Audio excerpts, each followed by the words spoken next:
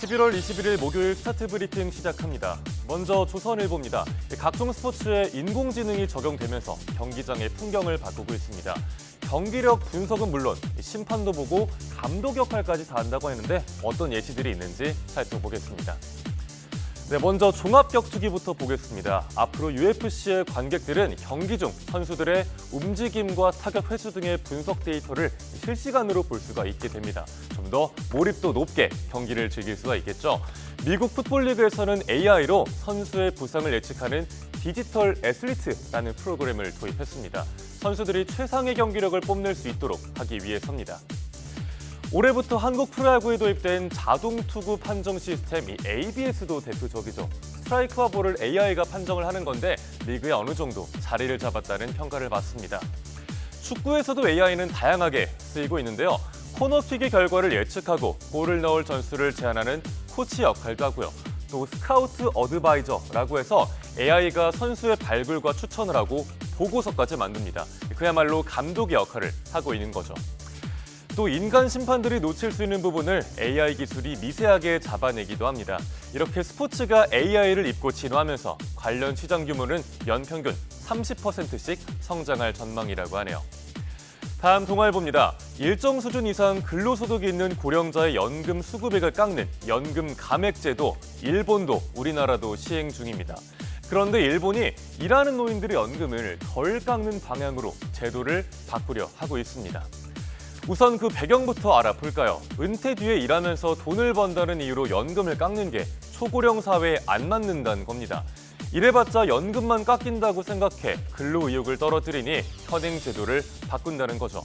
같은 이유로 한국도 감액 폐지를 추진 중인데 찬반이 팽팽하게 갈립니다. 먼저 일본의 연금 감액제도 개정안부터 보겠습니다. 일본은 65세 이상 고령자가 급여와 연금을 합쳐서 월 50만 엔, 그러니까 우리 돈으로 450만 원 이상을 받으면 초과분의 절반을 깎습니다. 그런데 연금 감액 기준선을 50만 엔보다 높이는 방안을 검토 중입니다.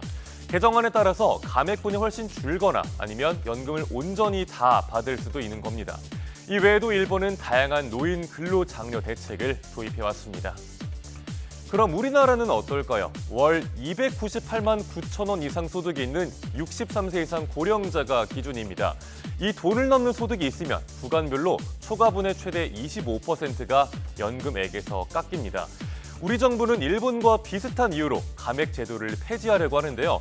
하지만 소득 재분배 기능을 해친다, 또 연금 재정 확보에 도움이 안 된다는 반대 의견도 만만치가 않습니다. 다른 국가들은 어떤지도 궁금하실 것 같은데요. 미국과 영국은 일을 한다고 연금액을 깎는 제도가 없고요. OECD는 연금 감액 제도의 완화를 권고하고 있습니다. 네, 시청자 여러분의 생각은 어떤지도 궁금하네요. 이번엔 서울신문 보겠습니다. 결혼을 앞둔 예비 부부라면 더 주목하셔야 될 내용입니다. 결혼식이 예쁜 순간들을 담아내는 아이폰 스냅, 최근에 결혼식의 필수 코스인데요. 그런데 전속 작가가 온다고 안내를 받았는데 알바생이 온다면 얼마나 황당할까요? 아이폰 스냅 관련 사기가 예비 부부들을 울리고 있습니다. 일부 업체들이 비전문 인력을 고용하고 사후 서비스를 외면하면서 아이폰 스냅 논란이 불거졌습니다. 전속 작가, 실장으로 소개를 하는데 현실은 고작 2, 3일 정도만 교육받은 알바생을 투입하는 식입니다. 다른 촬영 작가의 동선을 방해하기도 하고요. 사진, 영상 결과물은 엉망이면 정말 화가 나겠죠. 소규모 업체거나 사업자 등록 없이 SNS를 통한 계약이 많아서 피해자는 늘고 있습니다. 경찰 수사를 받는 업체도 있습니다. 피해자 오픈 채팅방에만 3천 명이 있고 피해 규모는 2억 원이 넘는 걸로 추정됩니다. 환불 요청이 쏟아지자 일부 업체는 아예 영업을 중단하기도 했습니다. 정부가 결혼 서비스 가격 공개를 의무화하기로 했는데 아이폰 스냅은 대상에서 제외될 가능성이 크다고 합니다.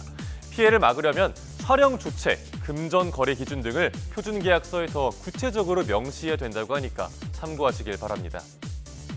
마지막 한겨레 신문입니다. 그런가 하면 가상자산 사기에 오른 사람도 많습니다. 아는 사람을 믿었다가 노후 자금을 날리기도 하고요. 또 이렇게 코인 대박이라는 미끼에 낚이기도 하고요. 노인을 노리는 가상자산 사기에 많은 어르신들이 피해자가 되고 있습니다. 법정을 나서는 피고인에게 인분을 뿌린 한 73살 피해자가 있습니다. 어마어마한 수익이 난다는 남편 친구의 말을 듣고 암호화폐에 6,700만 원을 투자했는데 돌아온 돈은 0원. 적금도 깨고 온갖 식당일과 폐지 줍기로 뼈가 빠지게 모은 돈인데 모두 잃고 만 겁니다. 차마 자녀들에게 말을 못해서 소풍 간다는 핑계를 대고 법정에 나서는 상황이라고 합니다. 고슬글미기로 투자 사기를 저지른 아도페이 사건 불과 몇 달 전이라 기억하실 겁니다. 피해자가 무려 2,106명, 피해 금액 규모는 4,400억 원대였습니다.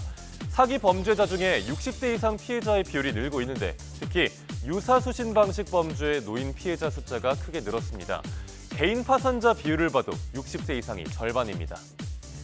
전문가들은 최소한 범죄 발생 이후에라도 노인들을 대상으로 피해를 접수하고 안내를 돕는 시스템이 필요하다고 강조합니다. 또 범죄 예방 교육도 충분히 제공해서 피해를 예방해야 한다는 조언도 신문은 전하고 있습니다. 11월 21일 아침 신문 살펴봤습니다. 지금까지 스타트 브리핑이었습니다.